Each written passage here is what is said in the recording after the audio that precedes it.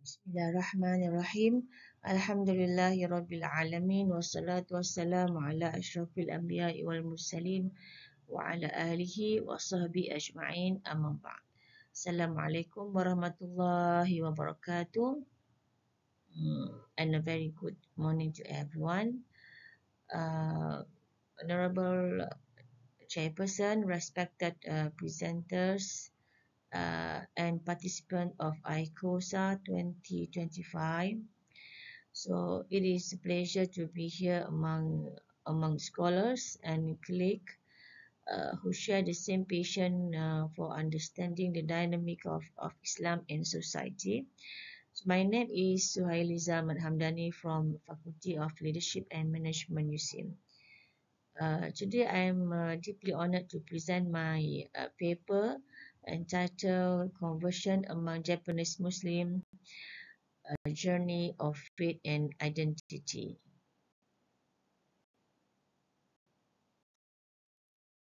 A conversion to Islam in Japan is a complex spiritual journey that often extends beyond the initial declaration of faith.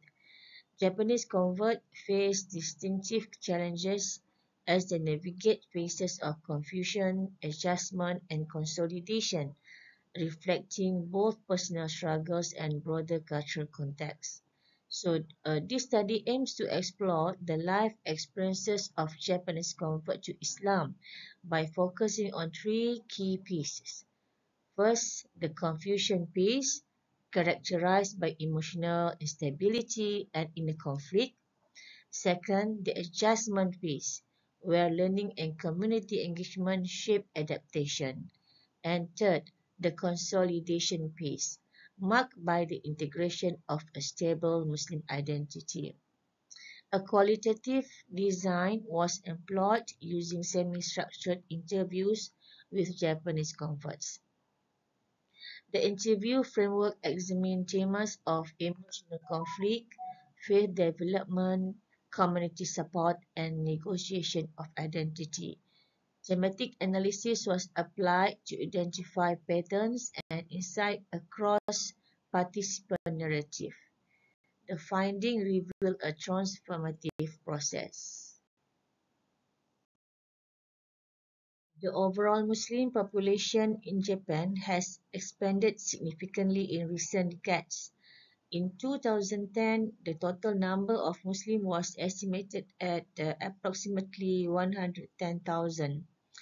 By 2020, this figure had more than doubled to around 230,000, a trend attributed to labor migration, the arrival of international students, and the establishment of multicultural families.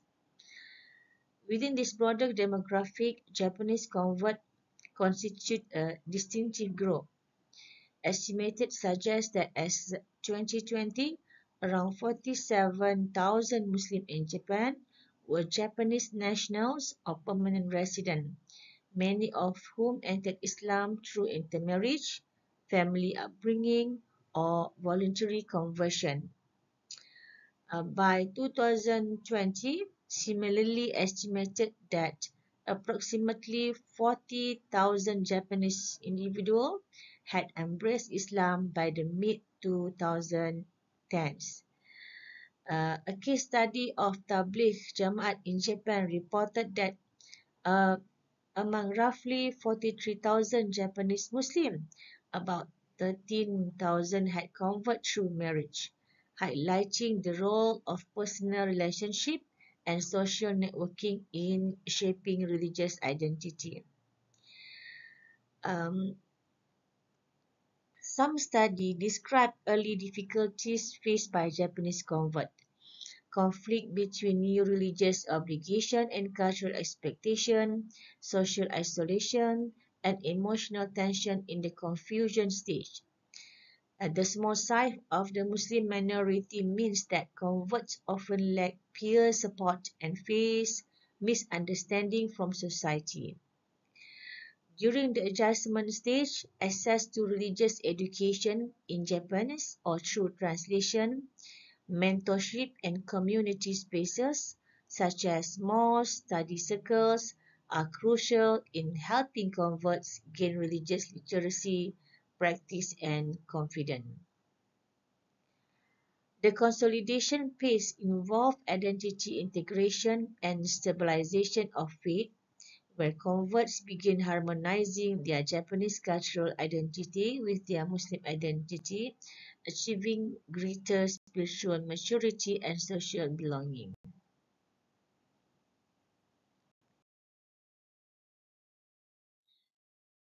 So this table A is a finding of socio-demographic profiles from family background, religious upbringing, and acceptance. So we can see that the family and religious environment of Japanese convert to Islam often shape the emotional and social dimension of their conversion journey.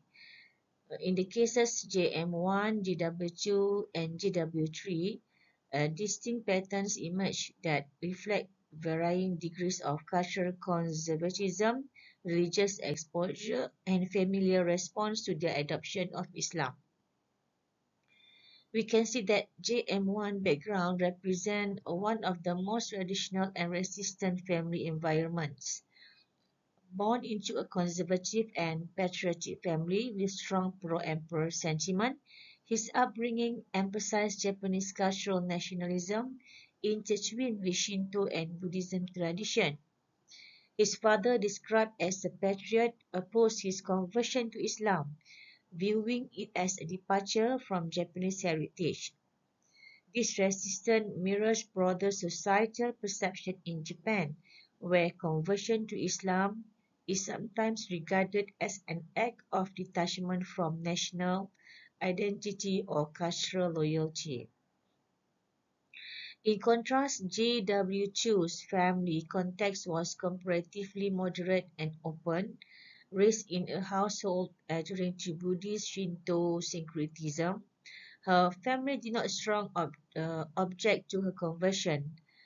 The table notes that Islam was easily accepted by her parents, suggesting that generational and social shift towards globalization and religious pluralism have softened resistance among younger urban Japanese families.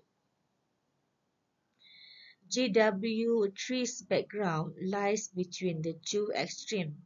Her family followed Buddhism Shinto practice, a common blend in Japanese religious culture, but was described as difficult to accept his conversion. So this indicates neither outright rejection nor full tolerance. Such partial resistance may arise from religious indifferences, typical of many Japanese families who view religion as a cultural practice rather than a theological commitment. Table 2 shows us marital status and conversion catalysts among Japanese Muslim participants. So the three participants illustrate the diversity of conversion pathway among Japanese Muslims, highlighting how social context, interpersonal relationship, and exposure to Islamic values influence the conversion process. So we can see JM1's conversion initially stemmed from marital motivation, having previously been involved with a Turkish Muslim partner. His conversion thus began as a relational or a pragmatic act rather than a purely theological decision. However, over time, his faith matured through active involvement in Jama'at Tabligh and mentorship under Imam Yusuki Fujitani of Kobe Mosque. This indicates a transitional journey from marriage-based conversion to one grounded in spiritual consciousness and community engagement. His current marriage to an Indonesian Muslim woman further consolidates his Muslim identity within a multicultural household, reflecting Islam's integrative role in cross-national family structures. And we can see JW Chu's pathway differs significantly. As a single art student, Her conversion was introduced by her Muslim friend, suggesting a peer influence model of da'wah. So the role of companionship rather than romance underscores the effectiveness of informal social interaction as a medium for religious transmission. Her engagement with Shiba Islamic Culture Center provided a supportive environment for learning and identity development. And we can see JW3's conversion, though similar to JW2's, took place in an even more structured cross-cultural context, which is a cultural exchange program. So as a single university student, she encountered Islam not through marriage or personal persuasion, but through experiential learning and intercultural dialogue. So such setting allow non-Muslim to observe Islamic ethics and values in daily life, often leading to curiosity and reflection. So this case exemplifies a non-relational conversion catalyst, one shaped by exposure, empathy, and global learning experiences. So despite her family's difficult acceptance, her faith appears self-motivated and cognitively grounded.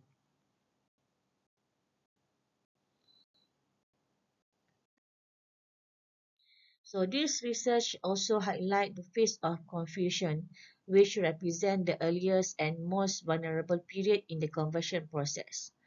For Japanese converts, this phase often unfolds in isolation, shaped by cultural expectation, family resistance, and limited religious guidance. In the initial months after conversion, JM1 experienced spiritual emptiness and confusion. His shahada was initially performed for marriage, not for conviction, leading to a feeling of guilt and self-doubt. So he stated that I did shahada, but I still didn't believe in Islam. I didn't even remember Al-Fatiha. Coming from a patriotic and conservative family, he faced strong rejection, particularly from his father, who perceived Islam as un-Japanese.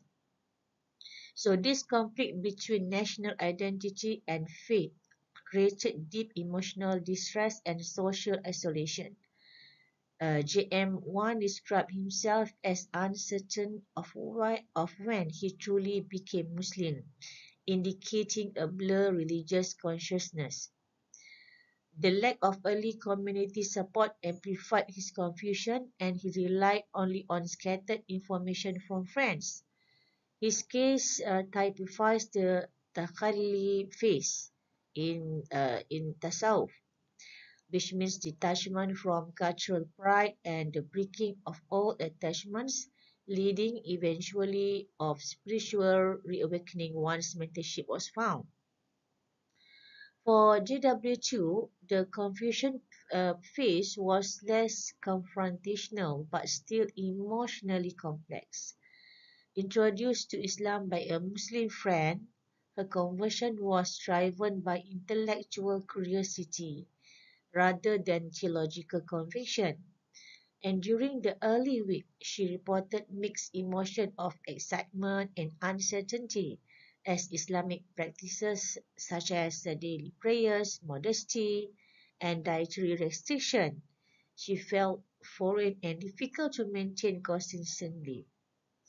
Her family's easy acceptance of a new faith reduced the external pressure, but she struggled internally to balance her lifestyle with Islamic values. She questioned whether she could sustain religious obligation while studying in a secular university environment. The confusion she experienced was rooted in self-perception rather than opposition.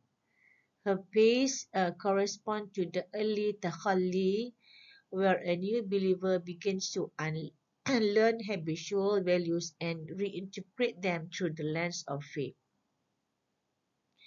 GW3's conversion occurred during a cultural exchange program, an environment of exploration and exposure.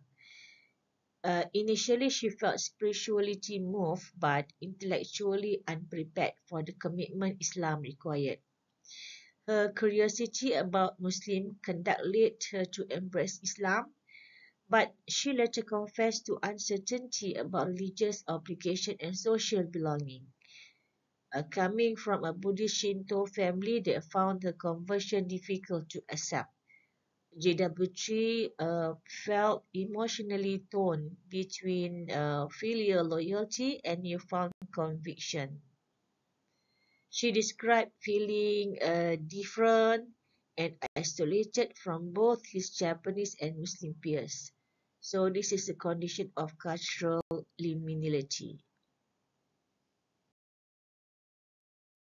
The finding of this research also highlight the phase of adjustment, um, where early confusion is replaced by understanding, belonging, and consistent practice. So it is characterized by exposure to Islamic knowledge, mentorship, and efforts to integrate faith into everyday life. So although the intensity varies, JM1, JW2, and JW3 share a common path from uncertainty to conscious religious engagement. So we can see from the table, JM1 experienced adjustment through a formal mentorship and structured learning. Uh, so his encounter with Imam Yusuki Fujitani at Kobe Mosque reoriented his faith from ritual imitation to reflective conviction. By participating in Jama'at Tabligh, strengthened his discipline, brotherhood, and missionary awareness.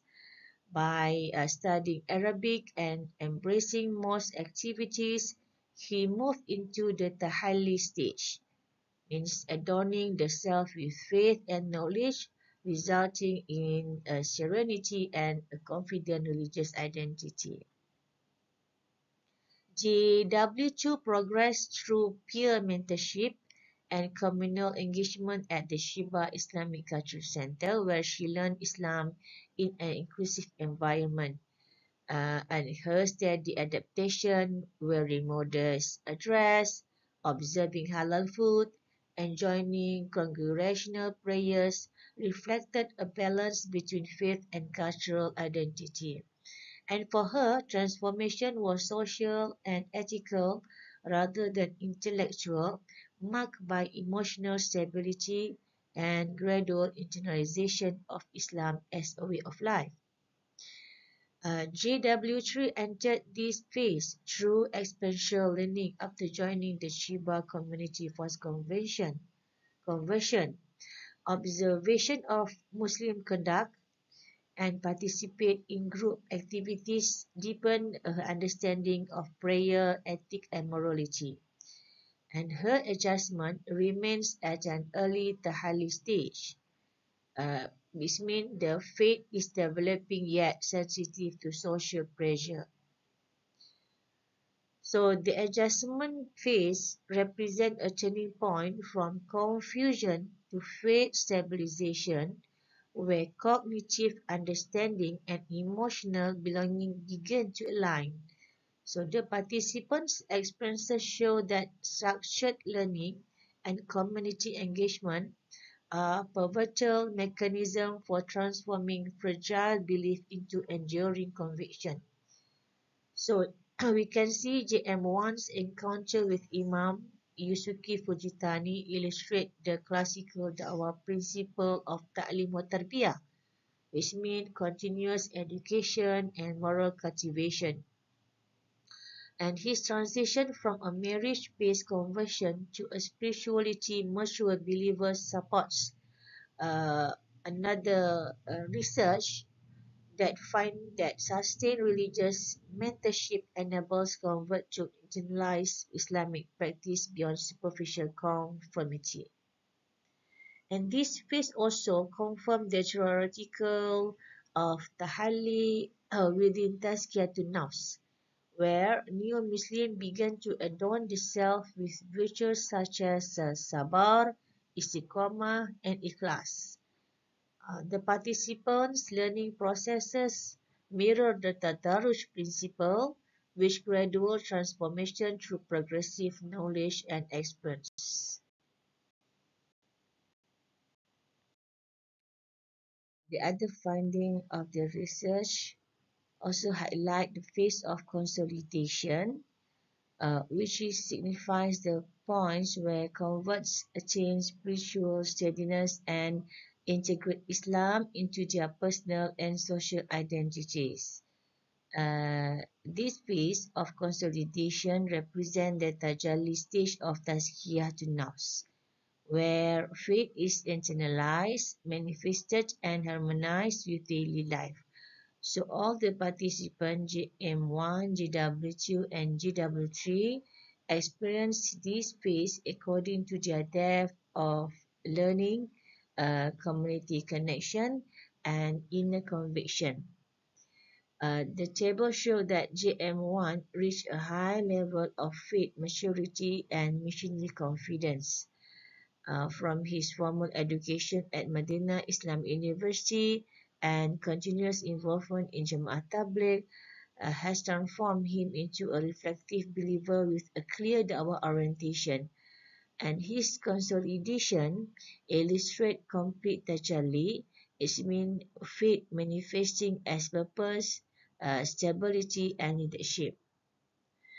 GW2 achieved consolidation through ethical embodiment and social integration.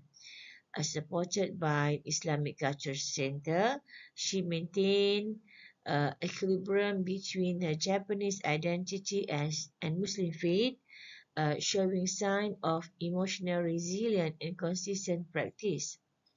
And her consolidation phase reflects tajalli in the form of inner peace, balance, and belonging. JW3 entered an emerging consolidation stage, though still early in her journey. Continued exposure to Muslim peers and supportive communities has nurtured confidence and self-recognition as a Muslim. And her case exemplifies the beginning of Tajalli, its main faith translated into self-awareness and gradual stability.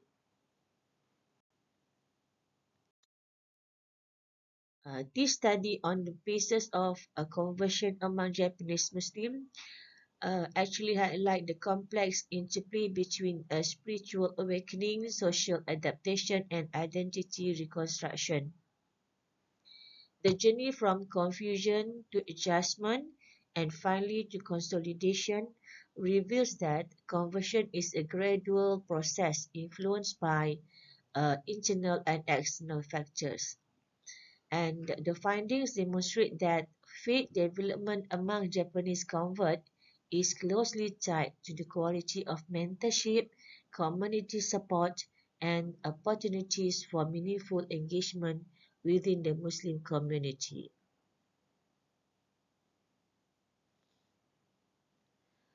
And another point that you can see from this presentation that by integrating the principle of Tazkiyatun Nafs, the process of Tahalli, and Tajalli, the research provides an Islamic psychological lens for understanding spiritual transformation. So each stage reflects a deeper internalization of Islamic faith and values, leading to a state of harmony between religious conviction and cultural identity. Moreover, the study validates the importance of contextualized fiqh da'wah, which recognize the cultural sensitivities and socio-religious realities of Japanese society. In conclusion, effective da'wah among Japanese converts requires a holistic and sustained approach that combines education, emotional care, and social inclusion.